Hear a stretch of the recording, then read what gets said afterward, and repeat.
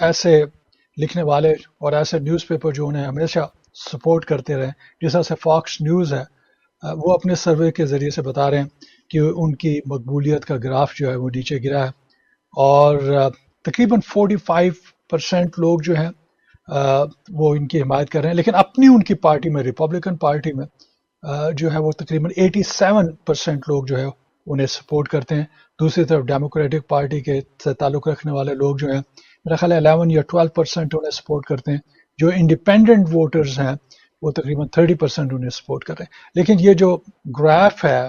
اور یہ جو مقبولیت کا لیول ہے، اس سے معلوم ہوتا ہے کہ 45% لوگ ٹوٹل تمام پارٹیوں کو ملا کے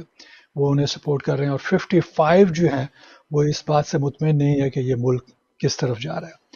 تو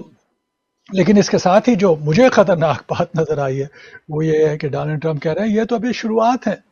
یہ تو ابھی میں نے بگننگ شروع کی ہے، ابھی دیکھیے آگے آگے کیا ہوتا ہے۔ اب یہ جو آگے آگے کیا ہوتا ہے وہ ایک بڑا ہی ایک خطرناک اشارہ ہے، اور